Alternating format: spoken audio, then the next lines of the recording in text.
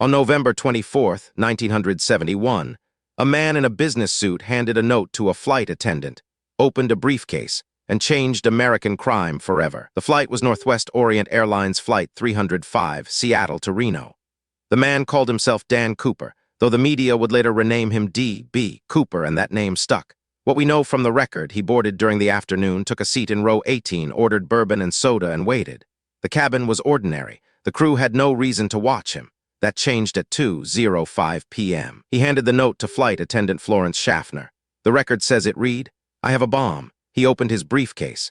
Inside was what appeared to be dynamite, wired, taped, real enough to terrify. He demanded $200,000 in $20 bills, a parachute, and a promise that no one would follow him. The cockpit received the message. The plane began to circle. Here's where the investigation splits into two questions. First, was the bomb real? Second, who was this man? On the first point, the record only says this: no device was ever found. No explosion occurred. The contents of his briefcase were never definitively examined by the crew. He kept it with him. Suspicion lingers. Was it dynamite or theater? We may never know. The airline complied. The plane landed in Seattle. Money was delivered, $200,000 in unmarked bills, serial numbers recorded. A parachute was loaded. The passengers were released in exchange for the crew remaining aboard. Then came the moment that fractured into legend. Somewhere between Seattle and Reno, over the dark forests of the Pacific Northwest, the man lowered the rear stairs and jumped. The time was approximately 8:00 p.m. Visibility was poor, the weather was dark. No parachute was observed opening by the crew. No body was found, no parachute was recovered. The money, or most of it, was never traced to any suspect. In 1980, a boy found $5,800 of the ransom buried near the Columbia River. The rest vanished. The question became immediate: did he survive? The FBI opened what became one of the longest investigations in Bureau history. Over 500 suspects were examined. Handwriting was analyzed. Voice recordings were studied. The note was preserved as evidence. Theories emerged. Some argued he died in the jump, that no man could survive a night jump into dense forest with $200,000 strapped to his body. Others insisted he planned it perfectly, that he knew the terrain, that he walked away. The record shows one credible lead emerged in 2001. A man named Robert Rackstraw came forward with a confession. Rackstraw had military parachute training. He had access to the Seattle area. But the record also shows his confession was never corroborated. No physical evidence connected him to the crime. He died in 2018 without prosecution. The case remained open. The question remained: who was Dan Cooper? In 2016, the FBI released thousands of documents.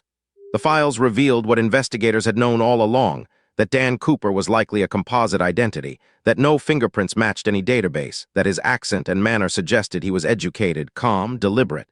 He had planned this.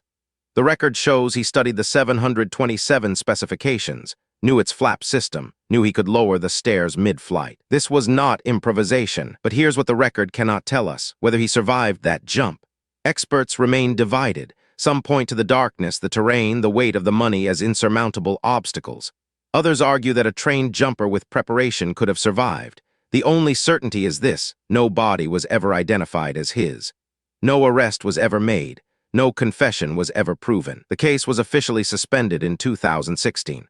The FBI's last public statement acknowledged what we all know. The investigation had exhausted its leads. No new evidence had surfaced in decades. The man who called himself Dan Cooper, if that was even his real name, had accomplished something remarkable. He had committed the only unsolved case of air piracy in commercial aviation history. What remains is not evidence but legend. Books were written. A television series was made. Thousands of amateur investigators have pored over the details. The record shows that in 2020, a team of researchers published a study suggesting he likely died in the jump. But the record also shows no one can prove it.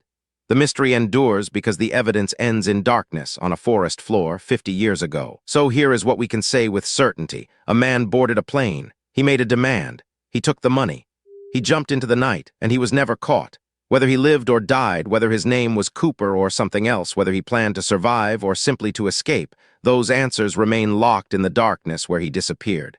The case file is still open. Subscribe, there's a new unsolved case file added every week, and each one is stranger than the last. Subscribe, there's a new unsolved case file added every week, and each one is stranger than the last.